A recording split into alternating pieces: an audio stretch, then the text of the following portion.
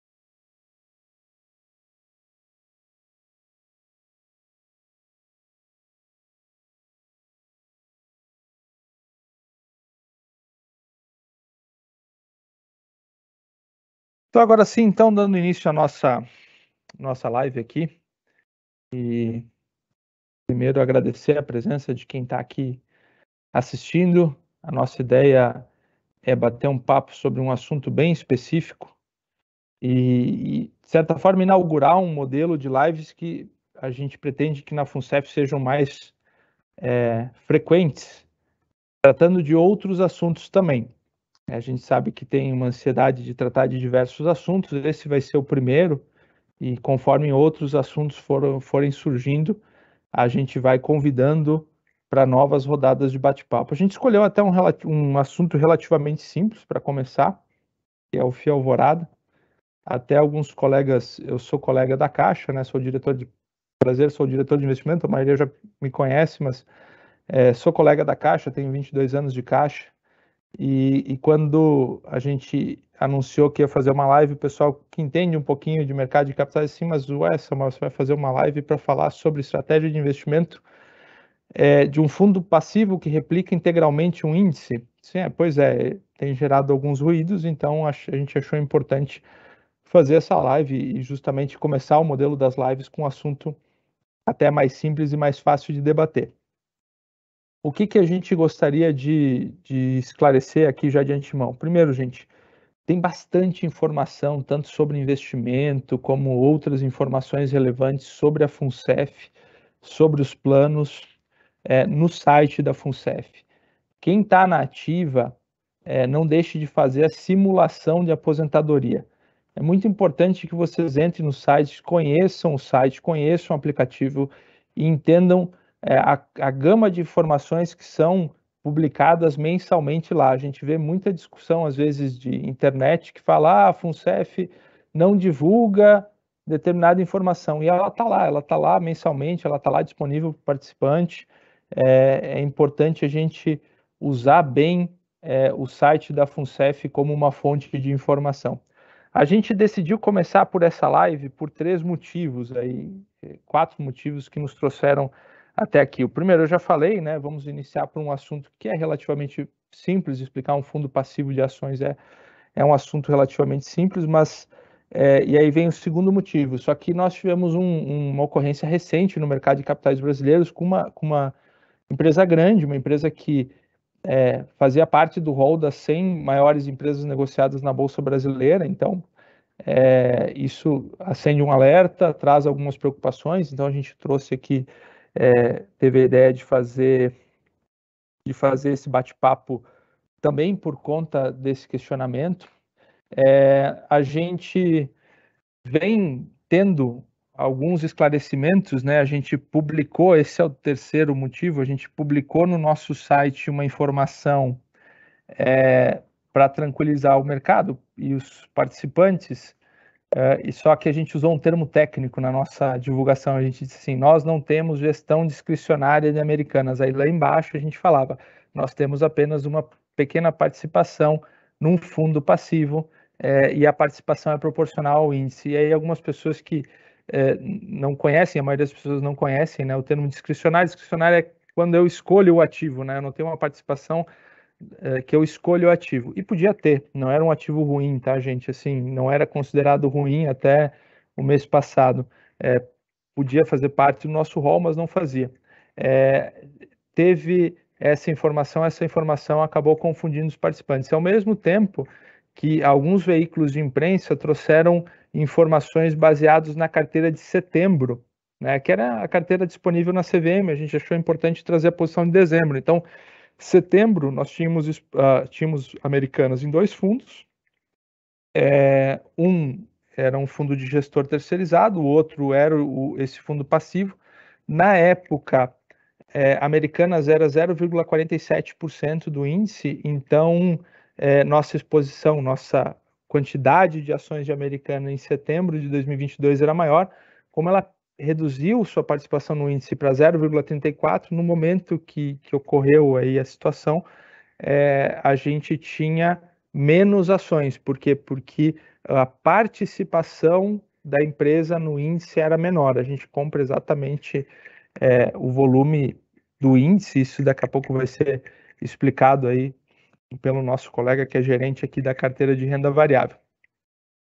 E o quarto e muito importante fator que nos levou a fazer essa live apesar da gente ter tranquilidade da carteira ser pulverizada o suficiente, diversificada o suficiente, ou ter empresas, ter 100 empresas, né, e as outras 99, ou a grande maioria delas, tem tido um resultado que deixa o índice positivo no ano. A gente vai ver isso daqui a pouco.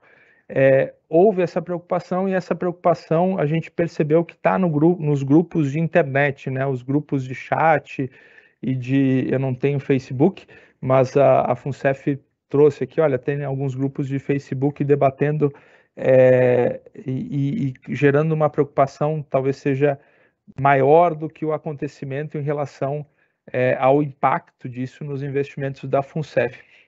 Eu sou colega da Caixa, então eu tenho alguns colegas também nesses grupos, né? Colegas que trabalharam comigo e hoje já estão aposentados.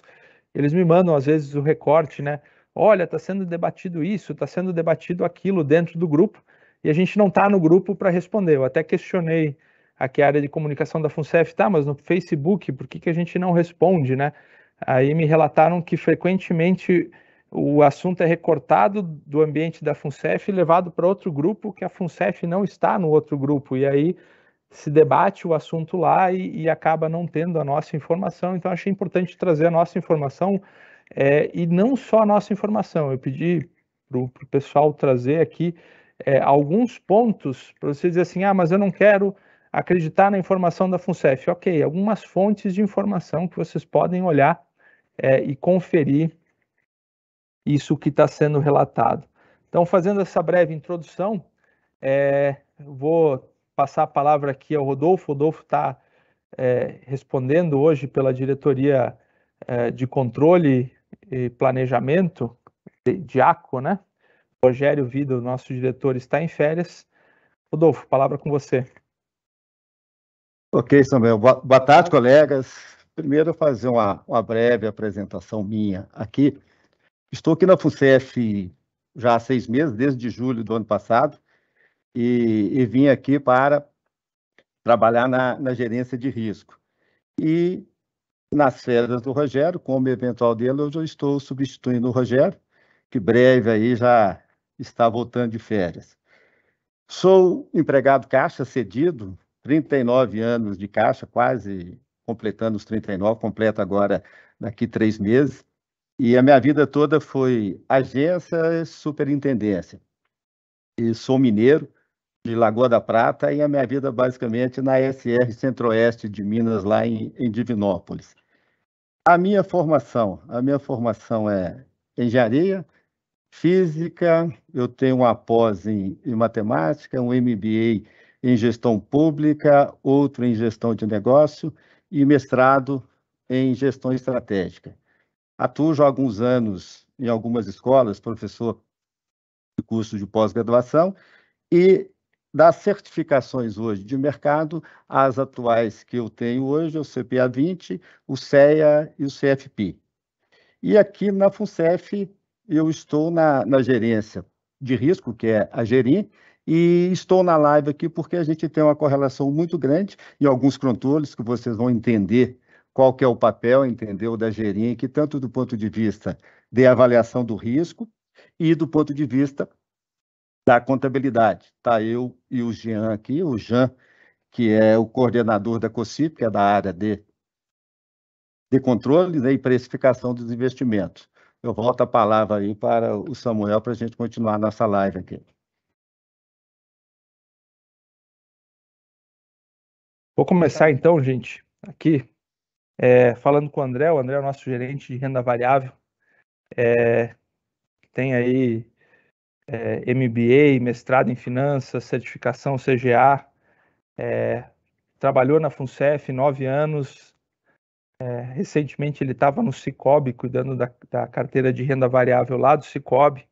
Aí no início de 2022 a gente contratou ele de volta para a FUNCEF para cuidar da gestão da nossa renda variável. André, seja muito bem-vindo e já vou te pedir para passar uma explicação geral aí do que é o Alvorada, como ele é gerido, como que ele funciona. Explica aí para nós um pouquinho. Olá, boa tarde a todos. É um prazer aí falar com todos vocês. Bom, falando do Alvorada, ele é um fundo que, primeiramente, o único cotista é a FUNCEF, né? Ele é um fundo exclusivo da FUNCEF.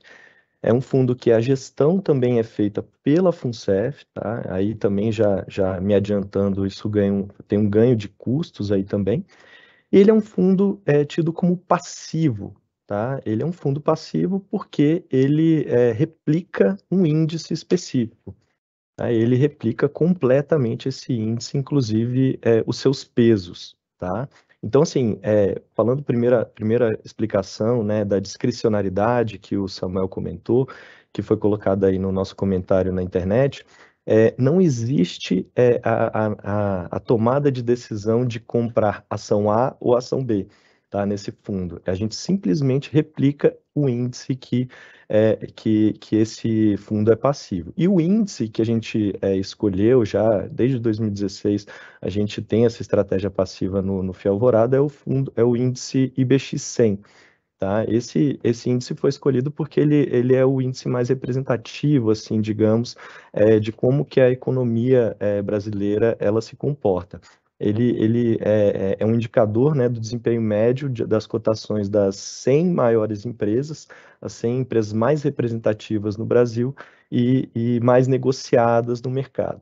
Tá? Então, ele é passivo nesse quesito, ele é apenas, a gente costuma dizer aqui que ele é ativo, né, que a gente toma uma decisão de fazer, que é ativo em empréstimos de ações, né? E vocês vão ver aí que depois, quando a gente falar um pouquinho de rentabilidade, ele tem que oferir uma rentabilidade um pouco maior aí do que o IBX, justamente porque a gente faz empréstimo de ações, que é algo que tem baixíssimo risco, tá? A contraparte é a nossa bolsa B3, tem baixíssimo risco de crédito e traz aí uma rentabilidade também interessante somada aí ao IBX 100. É isto. E se as pessoas quiserem saber como que é composto o índice,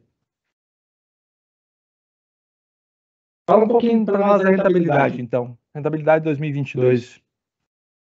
Bom, falando já da composição do índice, né, é muito fácil vocês acharem o que tem lá dentro do FII Alvorada. Tem duas formas muito fáceis aí, né? Se você chegar no Google, colocar pesos IBX, IBRX, você já vai encontrar já de cara a composição. Ou se você quiser também já ir direto lá no site da B3, www.b3.com.br, acredito que está aparecendo aí na tela para vocês, Market Data, amplos, índice IBX100, composição. E aí vocês vão encontrar, tá? E aí, já dando prosseguimento aqui, eu acho que é a pergunta que todo mundo quer fazer, mas e aí a rentabilidade do FII Alvorada, né? Como é que tá? Como é que foi no ano, por exemplo, de 2022, que foi um ano desafiador? Bom, primeiramente o IBRX 100, ele rendeu 4,02% no ano, tá? E o FII Alvorada, ele rendeu 5,26%. Esses 1,24% a mais aí que ele teve de rentabilidade foi justamente porque a gente fez uma boa gestão aí dos empréstimos de ações, e aí a gente conseguiu oferir uma rentabilidade melhor aí do que o FII Alvorada. Mas aí alguém pode chegar e perguntar, eu acho que é uma pergunta muito plausível aqui. Ok, mas esses 5,26 aí não conseguiu bater o nosso atuarial, né? A nossa meta atuarial, a nossa meta que a gente discute sempre, persegue sempre essa meta. E aí o que eu posso dizer é o seguinte, no FII Alvorada a gente não faz a gestão de comprar ação A ou ação B. A gente não tem a tal da discricionalidade de escolha das ações.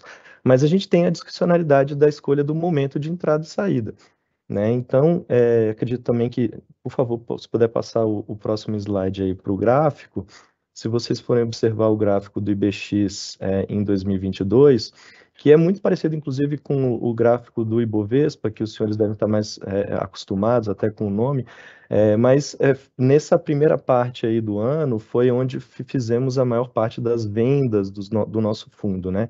Que, como vocês podem ver, a bolsa ela subiu bastante no primeiro para segundo tri. Então, a gente observando que estava um momento interessante de venda e também estava um momento interessante de compra de títulos públicos, né? A gente fez a venda de 25% da nossa renda variável aí, em torno de 25%, tá? E aí fizemos o investimento em renda fixa para que a rentabilidade global aí da nossa DIRIM, a gente tivesse uma rentabilidade melhor. Só para complementar aqui, André, acho que é importante, pode ter ficado um ruído aí, não é o momento de entrada e saída da ação, é o momento de entrada e saída do fundo. Então, quando eu entro no fundo, eu compro integralmente os papéis que compõem o índice na proporção do índice. Quando eu saio do fundo, eu vendo os papéis que compõem o índice na proporção do índice. Quando a gente decide replicar um índice, a gente não faz avaliação papel a papel. Eu não vejo, por exemplo, nessa saída, a gente saiu mais ou menos 5 bi o ano passado em vendas, e 80% foi nesse primeiro trimestre, nessa subida. Logo depois do primeiro trimestre teve uma queda, aí o fechamento de junho foi bem feio o resultado, inclusive depois ele volta a subir e tem uma queda de novo aí em novembro, dezembro, por isso que ele ficou com resultado abaixo, principalmente em função dessas duas quedas. Mas quando deu essa subida, quando dá uma subida dessas, eu avalio quanto subiu o índice. É óbvio que lá dentro do índice pode ter papéis que tenham caído e outros que tenham subido muito. Mas o modelo de gestão por índice, ele tem essa característica. E vamos falar um pouquinho, então, do impacto de Americanas, né? Acho que é o que provocou a live aí. Quanto que impactou Americanas o resultado? Porque o Americanas fez esse ano. Você falou do resultado do ano passado. Sim, vamos lá. Peço para que passe mais um slide. Bom, Americanas, como vocês sabem, realmente houve uma fraude contábil lá que está sendo apurada e tudo mais.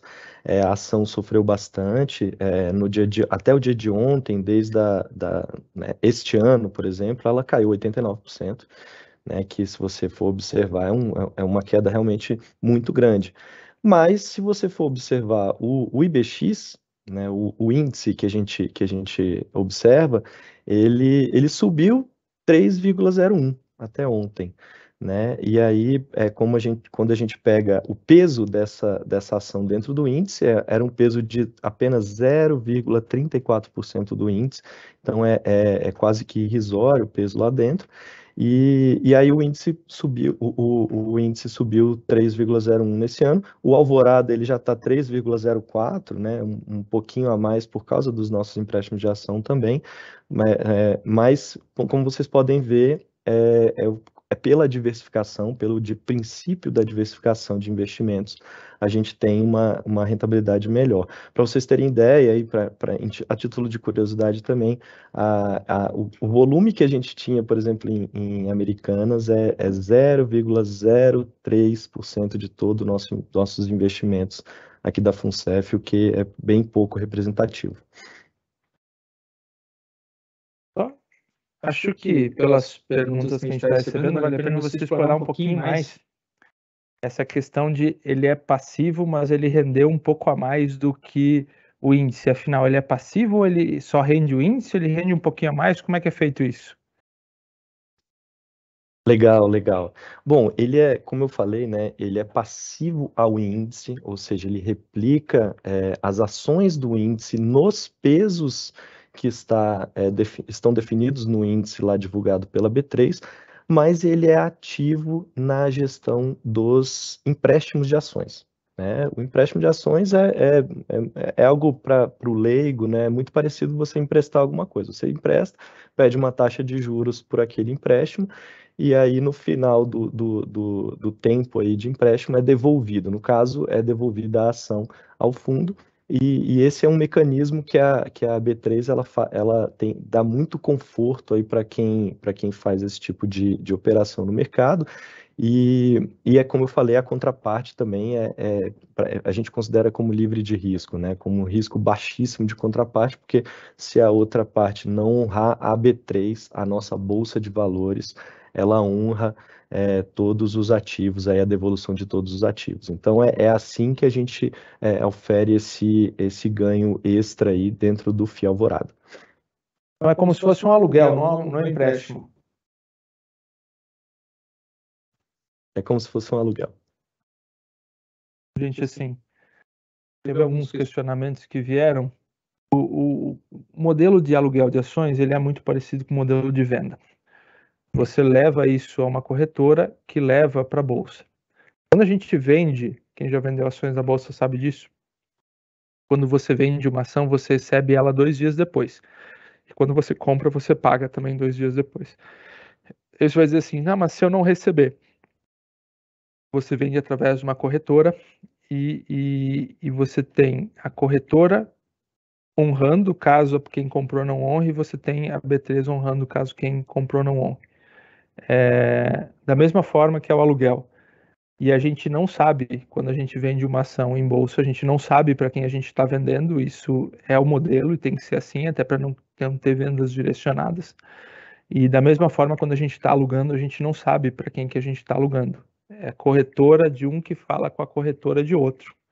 E elas que se entendem, a gente só recebe a receita, a gente não teve nenhum prejuízo com essas operações de aluguel, muito pelo contrário, eu consigo ter a mesma carteira do índice, nos pesos do índice, e ganhar 1,2, 1,1 a mais por ano, fazendo essas operações que a gente ganha esse percentual a mais. Tem uma pergunta aqui que eu também já vou aproveitar e responder, que eles perguntam qual que é o critério de ter vale dentro do índice, né, que é 15% 15% do Alvorada é Vale, a pessoa está achando o peso muito alto. É porque a gente replica o índice. Vale é 15% do índice, já foi 20% do índice Vale, então a gente replica exatamente o índice nos pesos do índice. Então, por que tinha 0,34 de Americanas? Porque era o peso de Americanas no índice. Por que tem 15% de Vale? Porque é o peso de Vale no índice. E assim todas as empresas do Alvorada estão exatamente como é o índice. Você quer saber exatamente qual é a carteira do Alvorada hoje? Você entra lá onde o André falou aí no Google ou no site da B3, vai estar lá a carteirinha discriminada com todos os pesos e percentuais do índice. É exatamente assim que o fundo vai fazer a sua compra e vai replicar. Acho que da parte de investimento, pelo menos antes de começar as perguntas, era isso. Só uma interrupção rápida aqui, na verdade, eu acabei de checar que eu fiz exatamente o caminho lá que eu falei para vocês para olhar Vale. Na verdade, Vale agora no IBX ela é 19,63%, quase 20%. Eu tinha isso na cabeça que era 20%. Que na pergunta veio 15%, falaram 15%. Aí eu usei os 15% aqui da pergunta, 19%, tem razão. Eu tinha 20% na cabeça, sim, já foi 20%. Beleza, 20% do índice.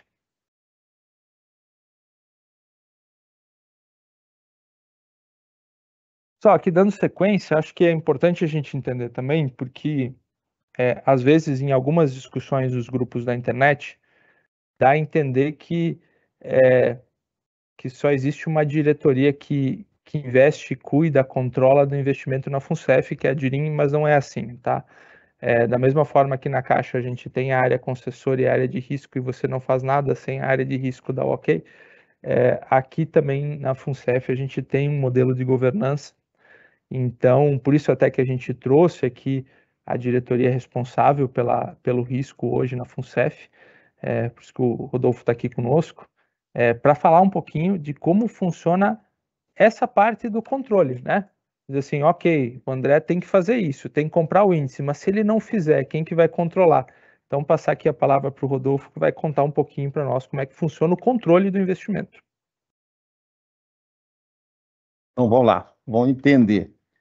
Na verdade, a Diaco, dentro da Diaco, nós temos duas gerências, que é uma gerência de risco, é a gerência que eu respondo, e a outra gerência lá, onde nós temos dentro dela a coordenação, que é a COCIP, que é a coordenação de controle de investimento e precificações.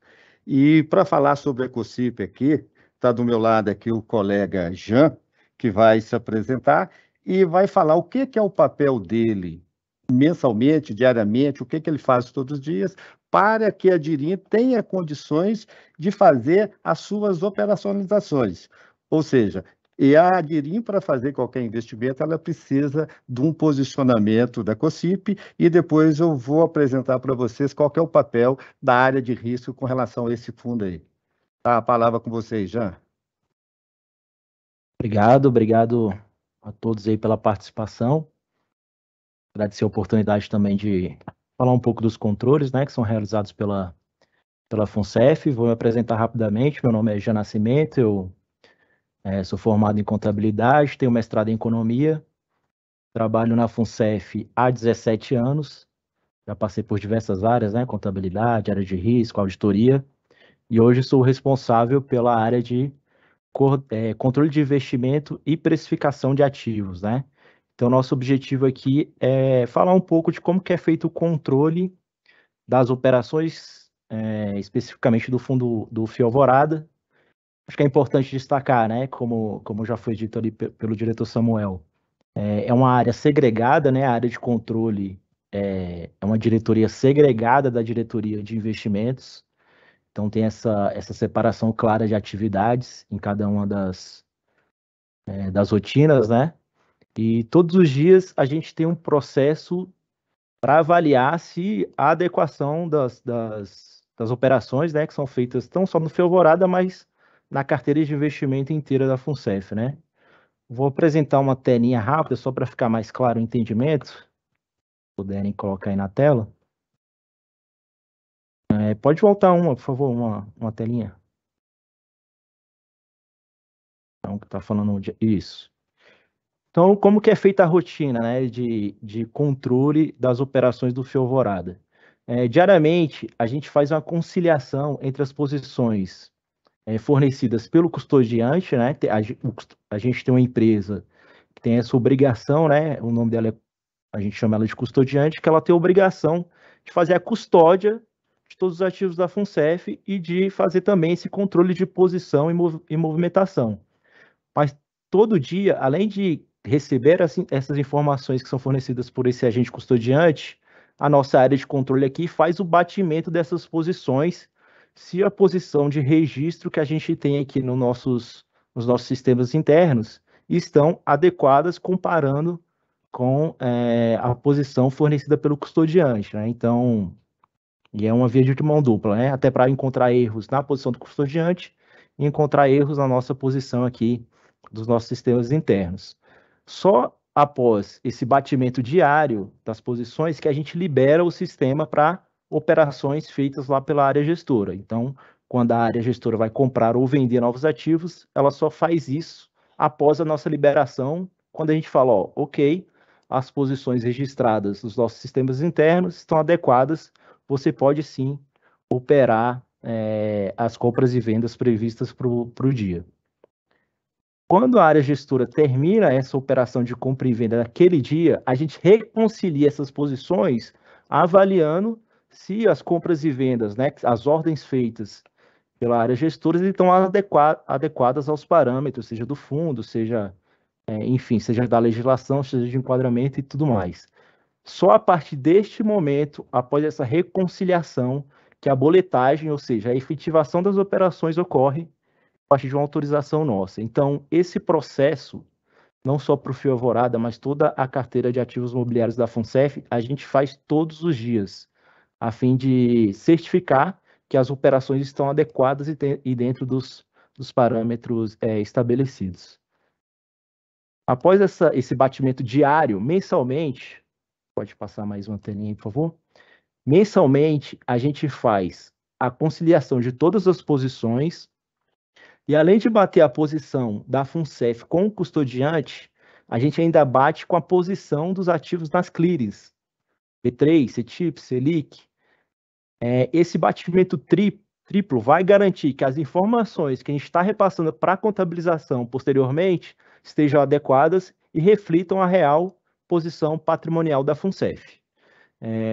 Além disso, a gente tem diversos enquadramentos que precisam ser atendidos, né?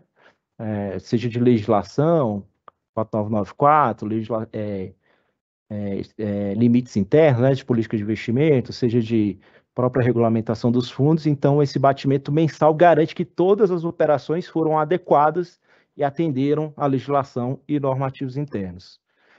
Após esse é o batimento mensal, né, para a entrega das informações para a contabilidade.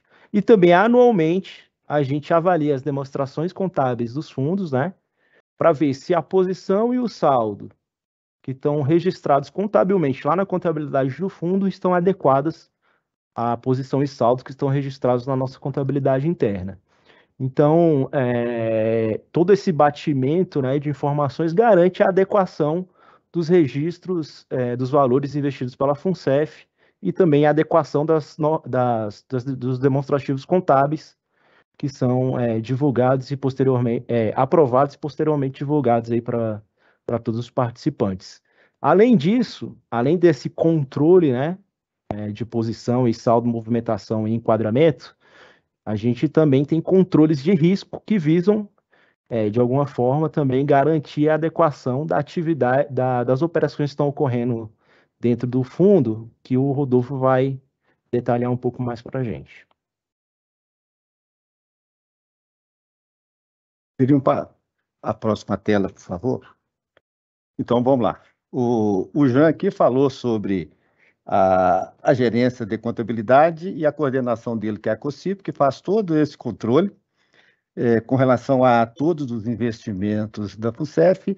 E na gerência lá, onde eu estou, que é a Gerim, nós temos uma coordenação que é a CORIF, que faz todos os dias o cálculo do trade-erro do fundo Alvorada. E o que significa o trade-erro? Na verdade, seria um rastreamento do erro, e a gente faz esse apontamento diário, que, na verdade, é entender a dispersão, ou seja, o desvio padrão entre a variação do IBRX, o IBX 100, e, basicamente, o resultado do nosso fundo. E dentro da legislação e dentro das regras FUNCEF aqui também, nós temos como se diz, uma permissão para que, no período de 1 ano, a gente possa ter uma dispersão, ou seja, eu aceito uma dispersão de 0,5%. Então, o que a gente faz é esse acompanhamento diário e sempre posicionando a Dirim sobre a questão desse casamento, ou seja, o ideal é que a gente tivesse um trade-erro zero, ou seja, eu conseguisse replicar de fato o índice.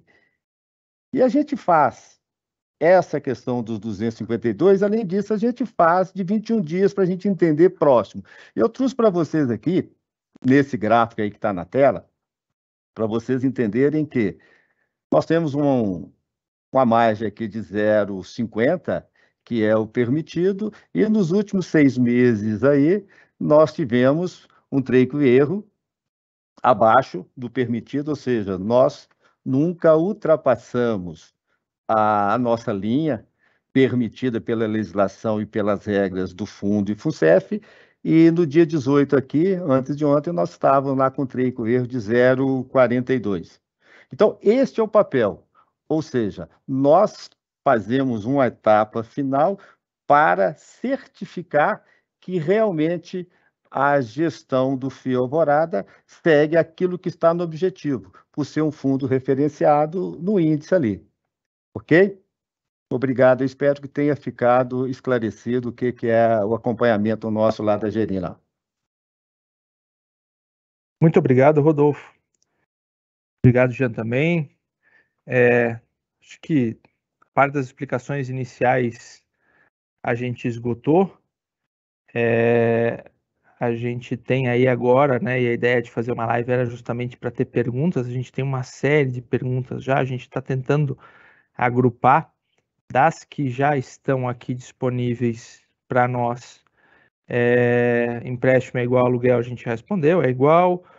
O imóvel que era alugado para Americanas foi vendido, a gente divulgou, nós já recebemos todo o valor, e todos os imóveis que nós vendemos a gente já está, a gente sempre reforça isso, está sendo colocado em título público, né? A gente tem colocado toda a venda de imóvel em título público, é uma oportunidade que a gente não pode deixar passar, de compra de título público, pagando inflação mais 6%.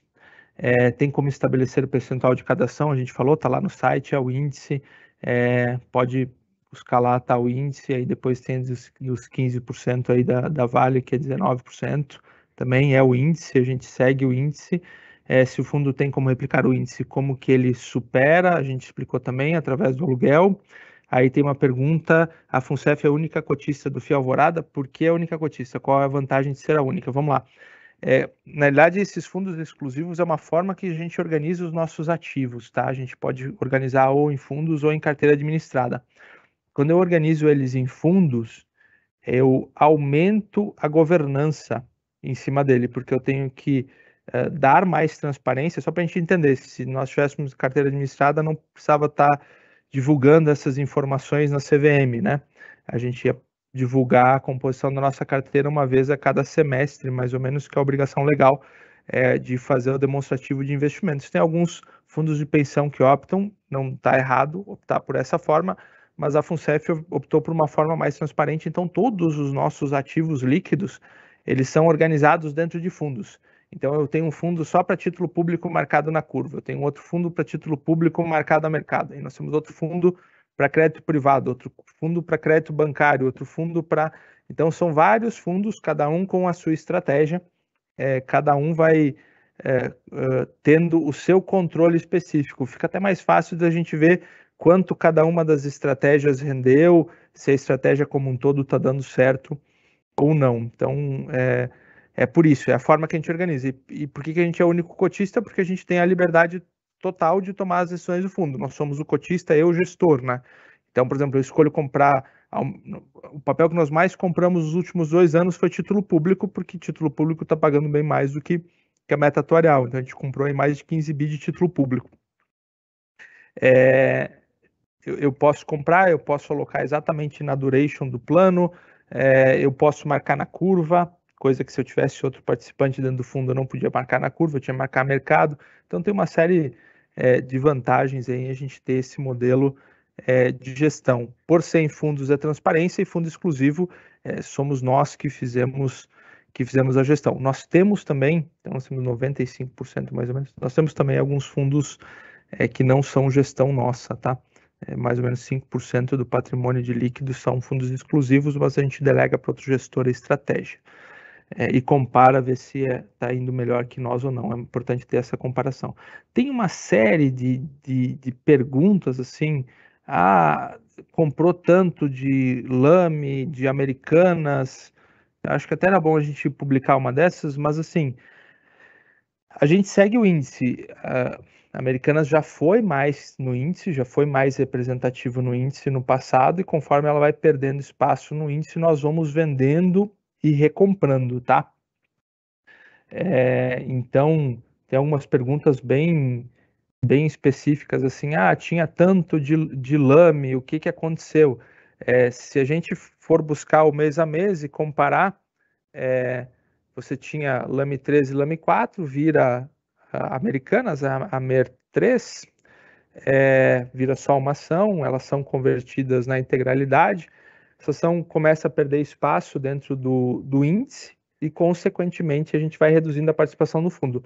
A cada quadrimestre, a B3 solta uma nova composição da carteira. Tem pouquíssima alteração, assim, algumas empresas aumentam a participação, outras reduzem.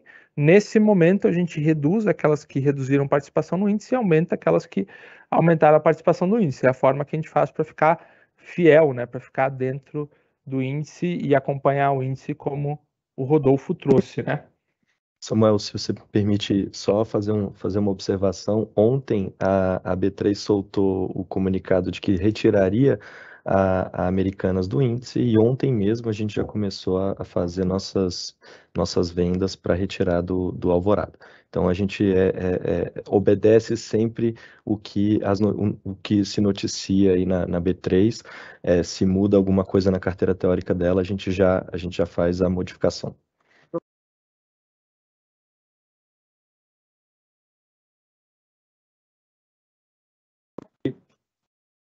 O Samuel acabou de me perguntar, né, para eu explicar aqui um pouquinho dessa mudança do de Lame 3, Lame 4 para Americanas 3, né?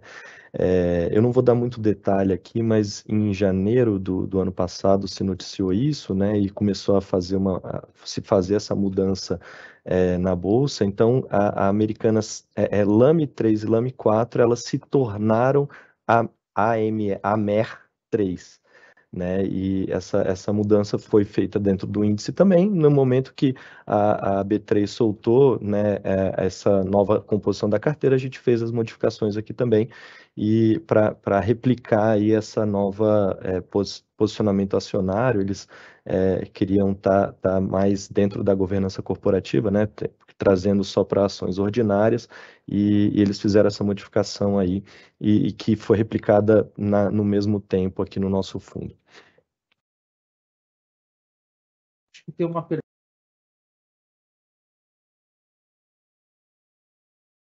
Tem uma pergunta bem boa para fazer aqui, André, que resume a pergunta de vários participantes aqui que estão chegando, né? IRB, Magalu, Americanas, parece que o Alvorada está em todas. Explica para nós o porquê disso e para a gente entender também e o que tem de positivo nisso. Bom, é verdade, o Alvorada está em todas essas. E por que ele está em todas? Porque ele realmente replica um índice que é um índice indicativo aí né, que replica aí o comportamento das 100 maiores empresas no Brasil. E, consequentemente, se são as 100 maiores empresas do Brasil, elas são empresas muito noticiadas né? Qualquer coisa que aconteça nessas empresas, os nossos participantes, os nossos, né, eu gosto de chamar de donos da FUNCEF aqui, eles ficam sabendo e vão nos questionar. Isso está muito correto, né? Do nosso lado aqui a gente tenta ser o mais transparente possível, mas é verdade, isso acontece. Mas, por outro lado, por que a gente não muda essa estratégia de uma hora para outra e já faz uma gestão ativa, tentando sair desses ativos rapidamente? Porque essas notícias, às vezes, acontecem fraudes, como aconteceu nas lojas americanas, mas às vezes tem notícias aí que fazem uma ação cair muito, mas na sequência ela volta rapidinho, né? E a gente pode sofrer bastante na nossa rentabilidade total global aqui da FUNCEF. Então, o objetivo principal aí de ter o Alvorada como nosso fundo é a diversificação, né? É a diversificação, tá? Então, e esse foi o motivo da Americanas ter caído e o índice praticamente não ter sentido, né? Então, realmente esse é o nosso objetivo. A gente tem outras estratégias aqui que a gente não vai abordar tão profundamente, mas que são de estratégias ativas, né? Que a gente escolhe os ativos. Mas no caso do Alvorada é justamente por essa diversificação. Só um comentário final aqui, o IBX 100, né, que é o índice muito representativo aí do Brasil, ele também é utilizado dentro da nossa política de investimento, que observa risco e retorno de renda variável, e ele utiliza o IBX 100, né, ele é utilizado como objetivo aí de rentabilidade dentro da renda variável, e não é interessante que a gente descole muito dele, né, é claro que descolar para cima é ótimo, mas às vezes percalços acontecem e se a gente estiver muito distante do índice, a gente pode ficar distante da nossa política de investimento e não trazer a rentabilidade que a gente imaginava, que a gente esperava. Aproveitando para responder duas perguntas bem objetivamente aqui. Tem uma que é quanto que a gente ganhou nos empréstimos de ações, eu acho que mostrou, né? A gente mostrou no início quanto que fechou o índice, quanto que a gente fechou a mais que o índice. Esse a mais que o índice é empréstimo de ações. Então, deu aí um pouco mais de 1% no resultado do Alvorada como um todo, tá? E aí, tem um questionamento se houve desinvestimento. Esse é um questionamento bem importante. Sim. Quando a gente teve aquela janela no primeiro trimestre e outras janelas ao longo do ano, a gente saiu do Alvorada. A gente tem...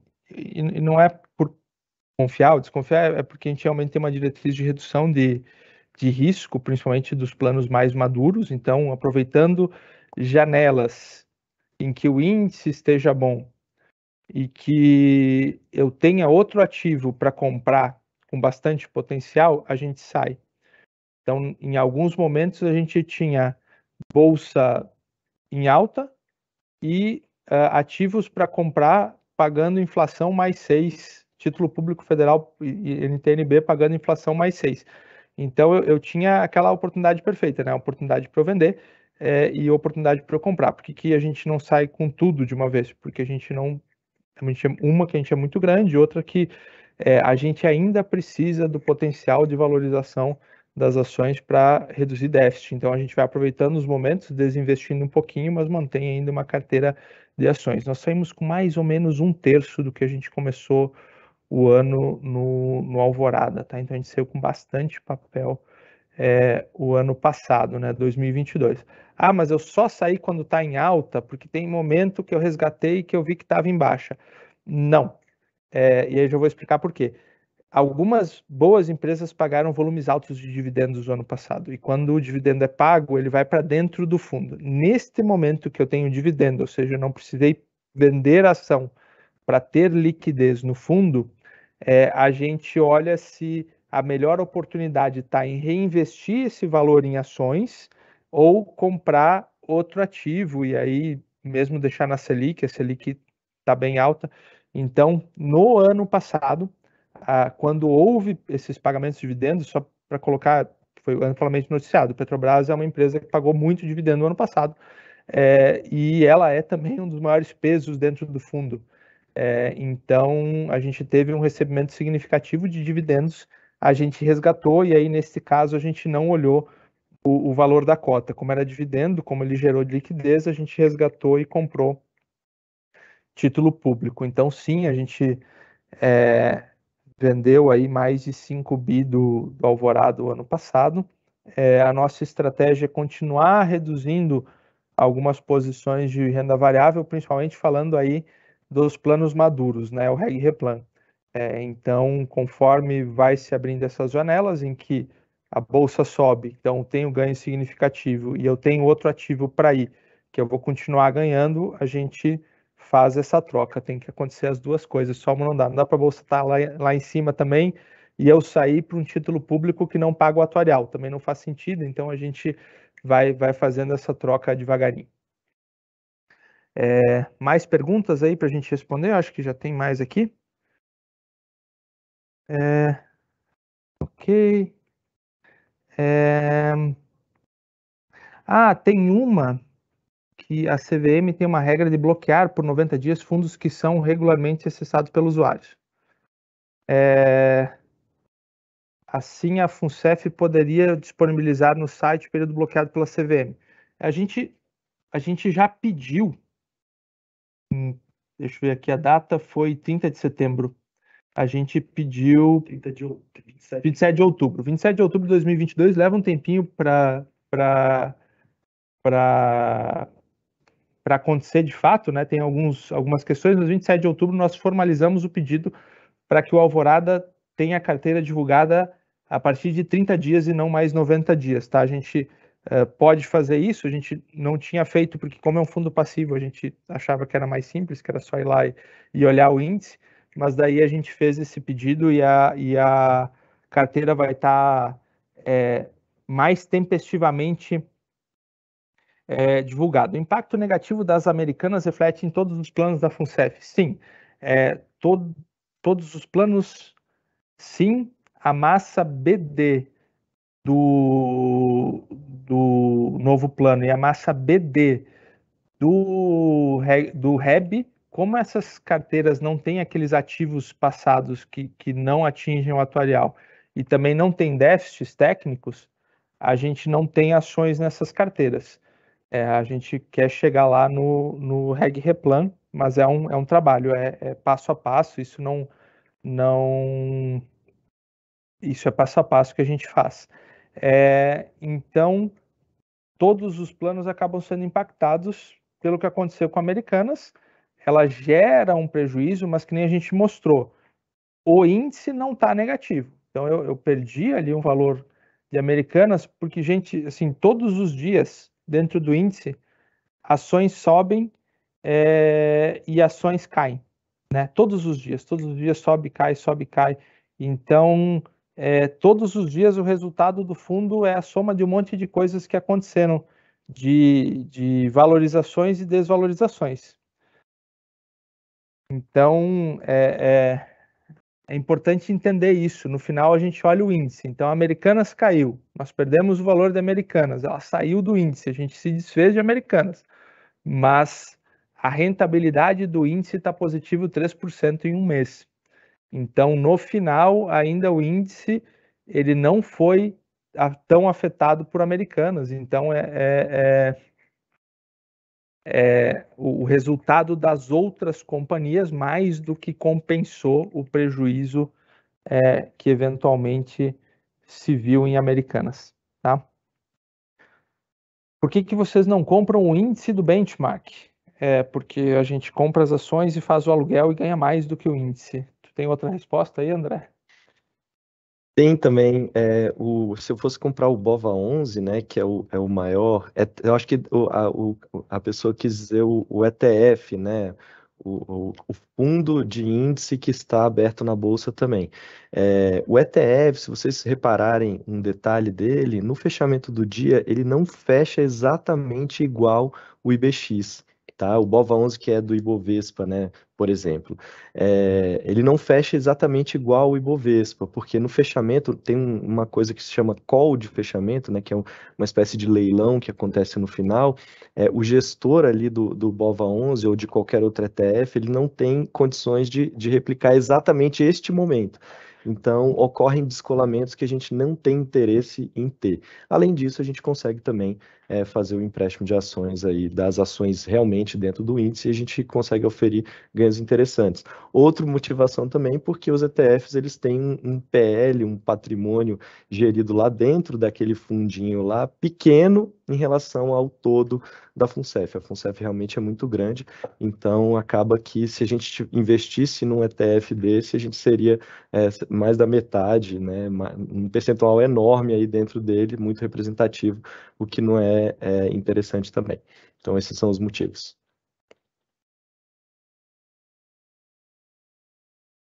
Eu estou tentando porque agora entrou bastante perguntas. Vamos lá. O FII Alvorada tem ações da Eletrobras? Tem. A Eletrobras é um dos principais ativos dentro do índice, né? Ele é bem mais relevante do que Americanas. Aí, qual é o limite de saldo do FII Alvorada? Nós temos um limite por plano, mas o indicativo agora é de redução. Então, quando ele sobe, a gente vende e deve manter ele. Hoje ele tem 9 bi, deve manter ele abaixo dos 10 bi. Pelo menos essa diretriz 2023. Todo ano a gente passa a PI e rediscute qual que é o volume de cada uma das estratégias, e dentro das estratégias, uma delas é ações a mercado, que engloba o Alvorada. Vamos lá. A diminuição da carteira 17 bi para os atuais 9 bi foi toda para alocação em títulos públicos. Tudo que nós vendemos do Alvorada, 80% a gente comprou NTNB, um percentual intermediário a gente deixou em DI, porque o DI está alto, né? Ao contrário do que a gente falou em 2021, que o DI estava 2%, que ele comia muito o resultado das ações. Neste momento, deixar em DI é uma boa, então a gente aumentou o volume de DI. Quando eu falo de título público NTNB, a grande maioria marcado na curva, um pouquinho marcado a mercado. Por que marcado a mercado? Para a gente ter ganho futuro, quando a taxa reduzir, eu posso usar esse ganho imediato aí, então a gente tem comprado título público a mercado, e alguma coisa a gente tem alocado em crédito. Já adiantando, não tem crédito de Americanas, tá? Mas principalmente grandes bancos, a gente compra a letra financeira de grandes bancos, que você ganha ainda um pouco a mais do que a NTNB, mas são títulos mais curtos, e alguma coisa em debêntures também, mas é bem menor do que aquilo que a gente comprou de título público. Então, tem um informativo no site que é sobre a nossa gestão de investimento. Mês a mês a gente leva para o conselho diretor, para o conselho deliberativo, desculpa, para o conselho fiscal, para a diretoria executiva, e a gente publica no site mostrando o que a gente fez em termos de macroalocação e como rendeu cada uma das classes de ativo. Tem mês a mês, vocês conseguem acompanhar lá o que foi feito, tá? Aí porque compra o índice em benchmark, realizados podem ser compensados. No caso dos fundos, os prejuízos realizados podem ser compensados com lucros futuros. Sim, a gente faz justamente assim, gente, uma carteira diversificada, quando a gente olha tanto todos os nossos ativos quanto uma carteira em si, a gente busca ativos de baixa correlação ou às vezes até com correlação negativa. Significa o quê? Significa que em alguns momentos a gente tem carteiras que, se o ativo A subir muito, o B vai descer. E vice-versa, porque a gente não sabe para que lado que vai, então eles ficam se compensando. Isso me assusta um pouquinho, porque aqui na FUNCEF a gente tem mania de o que cair, então vamos apurar, vamos abrir um CTA, vamos ver o que foi feito. Mas a carteira descorrelacionada ou de correlação ou de baixa correlação, ela tem esse viés. Então, sim, quando a gente pega o IBX, por exemplo, ele tem empresas exportadoras, empresas que são afetadas por commodities, empresas que são afetadas pelo varejo Brasil, e às vezes uma coisa vai melhor, outra vai pior, e no movimento vai se compensando. Não é uma carteira em que 100% das ações vai para cima. Isso não existe. Não existe ingestão nenhuma de renda variável no mundo. Um modelo que diz assim, eu só vou comprar ações que vão subir. Muito antes, pelo contrário, o gestor até olha ações que, sim, olha, se a economia for por esse lado, essa aqui vai subir, mas se for para o outro, essa aqui vai subir. e talvez essa aqui caia. E aí você vai compensando e no resultado global buscando atingir o objetivo da carteira.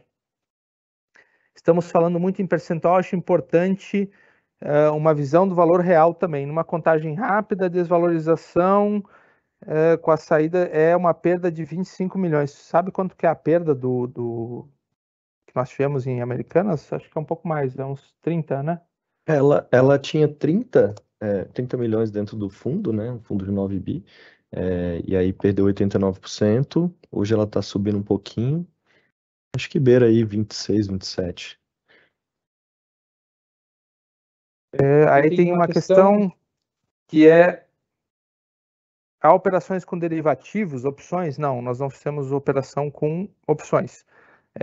No Alvorada não, porque ele segue o índice, mas os outros fundos de ações a gente pode fazer futuro de índice para hedge só. A gente não pode ficar, para hedge significa para proteção, para redução de risco. A gente não pode fazer para aumento de risco. A gente só pode fazer estratégia com derivativos para redução de risco. Qual o problema se existe de fazer uma análise ação por ação dos fundos, inclusive do Alvorada? Assim, usualmente, quando você escolhe um fundo passivo, você não faz análise ação a ação. Esse é um modelo, você faz. O que a gente tem feito aqui na FUNCEF, sim, é reduzir o fundo que não faz análise, que é o Alvorada, e reduzir muito, e aos poucos, conforme vai dando oportunidade no mercado, aumentar as estratégias em que eu faço análise de ações. Aí numa estratégia que eu faço análise de ações, o fundo vai ter aí de 15 a 20 papéis bem escolhidos, que a gente tem uma análise da empresa, tem um cuidado da empresa. Hoje, eu só tenho uma empresa com concentração suficiente, digamos assim, para causar um grande risco para o fundo, que continua sendo Vale, né? E no momento ela foi 22%, ela chegou a ser 22% do saudado, a gente veio reduzindo esse risco em janelas em que o valor da Vale estava alto. Nada contra a empresa, continua sendo uma ótima empresa, continua sendo a nossa principal exposição, mas a concentração dela no plano, daí não era nem no índice ou no fundo, era no plano como um todo, bateu os 22%, era muito alto, hoje ela é 5%, então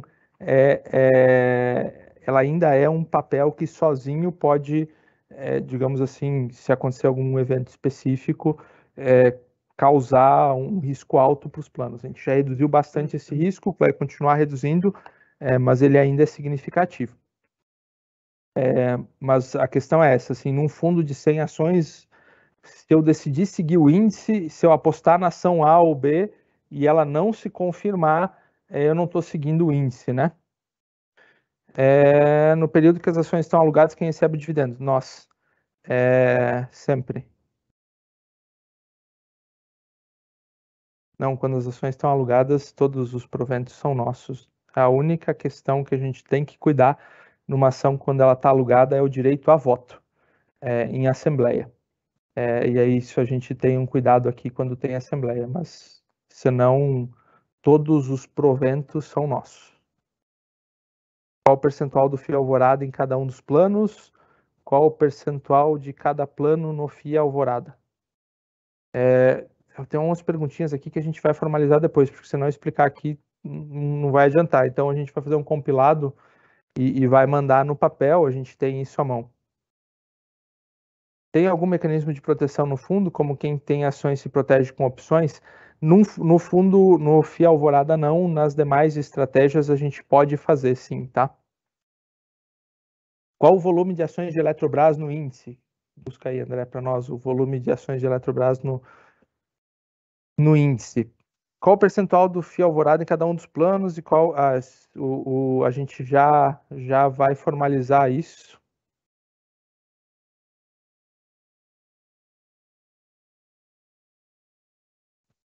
Pessoal, o percentual de Eletrobras no FII Alvorada é de 4,43%, somando a ELET 3 com a ELET 6. Tá? Tem uma pergunta aqui perguntando sobre se a totalidade do alfa, né, do excesso de retorno foi só dos aluguéis.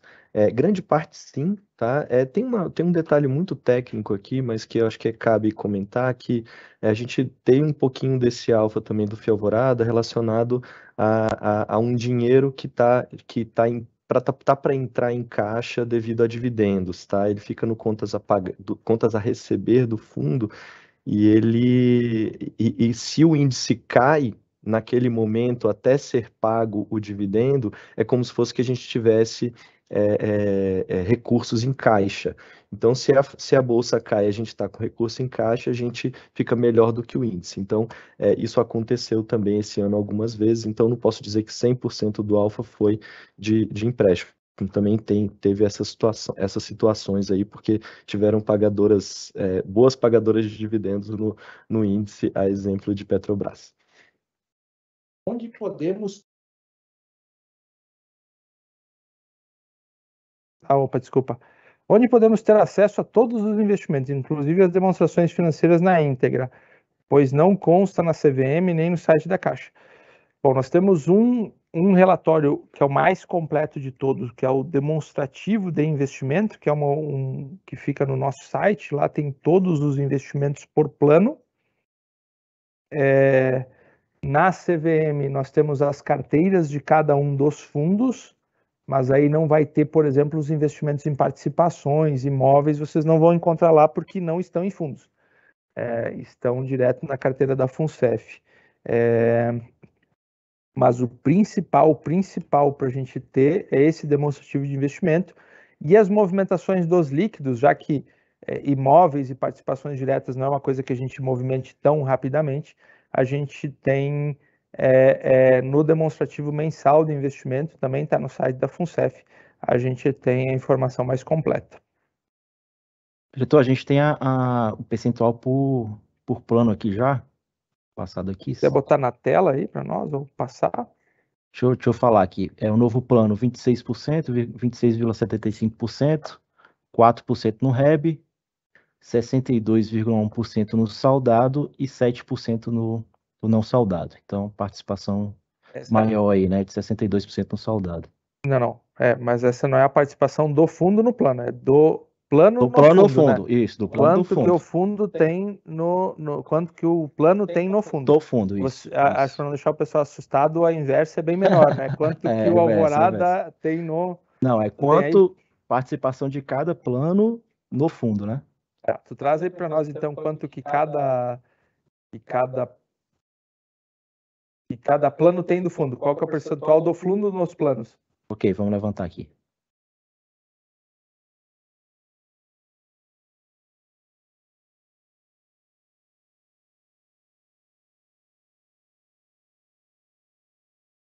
Tem mais alguma pergunta para a gente responder aqui? A gente tem algumas perguntas que a nossa moderação não trouxe para o ar, ou por entender que já estava respondido no inicial, ou por não fazer parte do assunto da live. Realmente a gente quis tentar deixar...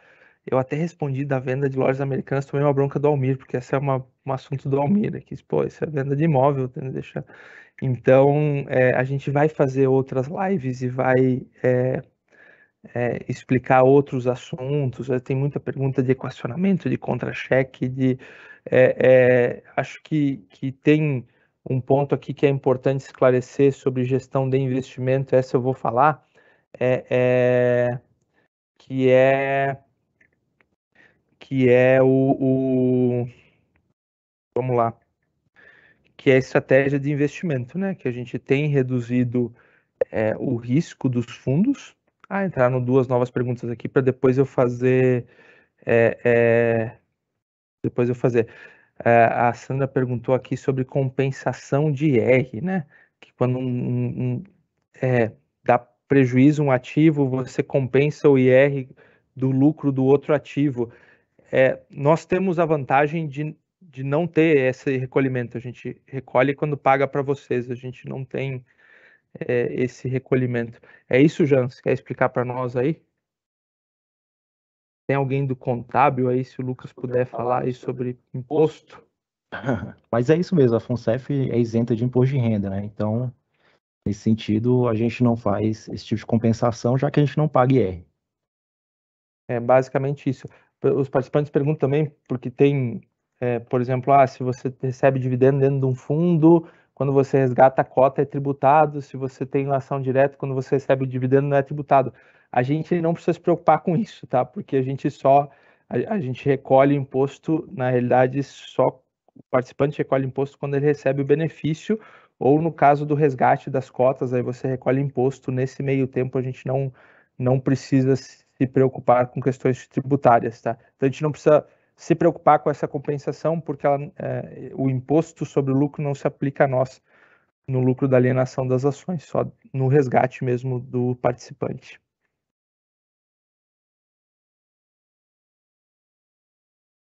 Pergunta aqui se a FUNCEF pode buscar judicialmente haver possíveis prejuízos em relação a fraudes contábeis. Sim, pode.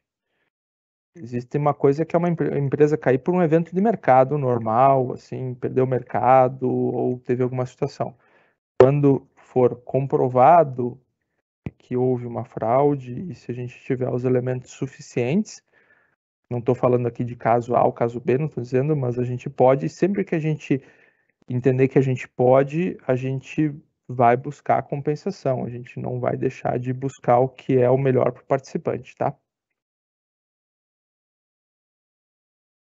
E aí, perguntando se os documentos finais vão ser compilados e enviados por e-mail ao participante. Sim. Você conseguiu aí o percentual, Jean, das carteiras? Não, ainda não. O pessoal está levantando. Já já a gente tem essa resposta.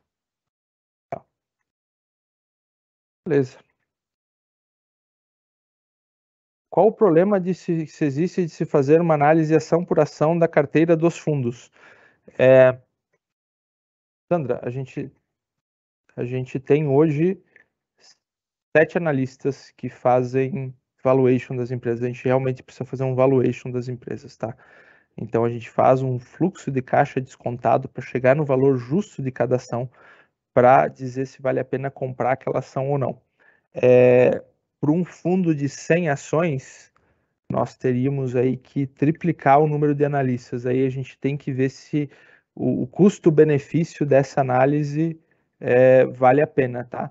Por enquanto, a gente acha que não, até porque a gente está reduzindo a gestão passiva. Agora, para a gestão ativa, para os papéis que a gente escolhe, para a gestão discricionária, que eu falei no início, a gente faz um valuation de todos os papéis. Para entender como é que funciona um valuation, você faz aí de 60 empresas para trabalhar com 1/4 disso, tá? Para ver onde estão as oportunidades. Então, realmente é um trabalho que se faz muito para escolher umas poucas para ter em carteira. Não é uma análise simples, né? Não é entrar lá e ver como é que está a empresa, é realmente uma análise bem profunda, técnica e que precisa realmente de uma pessoa certificada para fazer. Também não pode ser, como a gente vê aí em outras lives de investimento desses influencers, né? A gente não faz assim, não. A gente faz uma análise profunda, operação a operação. E se eu puder acrescentar, não só valuation, né, não só a conta matemática ali para ver se existe algum valor a ser destravado, mas a gente observa muito a governança da empresa, né, se pode trazer até algum risco de imagem para nós e até relacionado à preservação da natureza, a coisas sociais também. A gente tem toda essa análise. Então, portanto, claro, o objetivo final é trazer boas rentabilidades para o participante, mas a gente também observa também governança e demais fatores relevantes aí das empresas. O João vai passar para nós aí o percentual, acho que daí a gente encerra, né? A gente já tem aqui, né? Então, o FIA representa 9,18% do novo plano, 11,42% do REB, 10,63% do patrimônio saudado e 10,11% do não saudado. Então, aí todos na casa de 10% aí do patrimônio, né? Isso. E aí, nossa estratégia, falando um pouquinho, é reduzir essa participação, mas aos poucos, com cuidado, em bons momentos de bolsa, em bons momentos que eu tenha de outros ativos, mas nos próximos 5 anos, nosso planejamento sempre é longo, a gente vai reduzir aí a exposição desse fundo nos planos, tá? É isso. Rodolfo, te convido aí para as considerações finais. Depois eu encerro aqui. Ok, eu só queria uma boa tarde, um bom final de semana para todos os colegas que participaram da live aqui e dizer que esta é a primeira, né, de várias outras que teremos com outros temas e também espero, né, que tenha essa live respondido o anseio das pessoas com relação ao Fundo Alvorada. Uma boa tarde aí, um bom final de semana para todos. Gente, mais uma vez, agradecer muito a participação, dizer que a gente vai buscar fazer mais, não vai buscar fazer uma coisa muito formal, vai ser esse bate-papo mesmo, com as perguntas aqui, para a gente tentar responder o máximo possível. Aí eu vou pedir um favor, assim, tragam as coisas que estão acontecendo nos grupos de rede social, que às vezes a gente não consegue parar para responder, né? A gente não consegue parar para responder, a gente não está no grupo para responder. Então tragam para nós, tragam informação para nós. Isso para nós é muito importante, a gente vai sempre buscar trazer isso com muita transparência.